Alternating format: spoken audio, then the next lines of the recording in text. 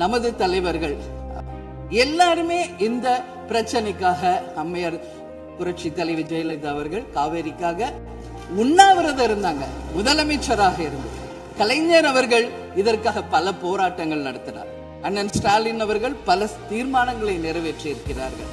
அது மட்டும் இல்லை, இதுவரைக்கும் முதல்வராக இருந்த அத்தனை பேருமே இதற்காக நாம பேசி இருக்கிறோம், போராடுகிறோம், சட்ட ரீதியாக நாம் அதற்கான தீர்வுகளை காண்கிறோம்.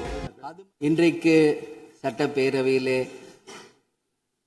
பேசப்பட்ட இந்த தீர்மானம் ஒட்டுமொத்த தமிழக மக்களின் வாழ்வாதாரத்தைக்கும் மிக முக்கியமான ஒரு தீர்மானம். எனவே இதை யாரும் மறுக்கப் போவதும் இல்லை, ஏற்காமல் விடப் போவதும் இல்லை. தமிழ்நாட்டிற்காகவும் தமிழக மக்களின் அத்தனை உரிமைக்காகவும் ஒட்டுமொத்த தமிழகமும் ஒன்றாக தான் இருக்க போகிறோம், அதற்காக போராட போகிறோம்.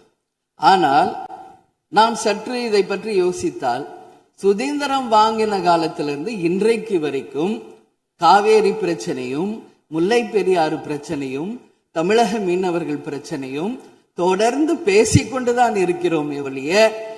எதற்கும் இதுவரைக்கும் நிரந்தரமாக தீர்வு ஏற்பட்டதாக ஒரு வரலாறு இல்லை என்பதை நிச்சயமாக இந்த நேரத்தில் நான் பதிய வைக்க விரும்புகிறேன். இதற்கு எந்த குறிப்புகளோ படிக்க வேண்டிய அவசியம் இல்லை. இது உணர்வு, நம் மனதிலே ஆழமாக இருக்கும் நம் உணர்வை பதிய வைக்க வேண்டிய இடம் இந்த சட்டமன்றம். இந்த சட்டமன்றமே தமிழக மக்களுக்கானது. தமிழக மக்களின் வரி பணத்தில் நடத்தப்படுவதுதான் இந்த சட்டமன்ற இந்த கூட்டங்கள் எல்லாம். அப்படி இருக்கையில் தமிழக மக்களின் உரிமையை நாம் ஒவ்வொரு முறையும் நம்மை சுற்றி இருக்கின்ற மாநிலங்களிடம் போய் கேரளா, கர்நாடகா, ஆந்திரா, இன்னொரு பக்கம் மீனவர்களுக்காக ஸ்ரீலங்கா என்று தொடர்ந்து கேட்டுக்கொண்டுதான் இருக்கிறேமே ஒழிய தன்னிறைவு பெற்ற ஒரு மாநிலமாக தமிழ்நாடு என்றைக்கு வரப்போகிறது என்பதை தான் நான் இந்த நேரத்தில் சிந்திக்கிறேன். ஏன்னா நம்மை சுற்றி இருக்கின்ற நமது தலைவர்கள் எல்லாருமே இந்த பிரச்சனைக்காக அம்மையார் புரட்சி தலைவி ஜெயலலிதா அவர்கள் காவேரிக்காக உண்ணாவிரதம் இருந்தாங்க. முதலமைச்சராக இருந்து கலைஞர் அவர்கள் இதற்காக பல போராட்டங்கள் நடத்தினார்.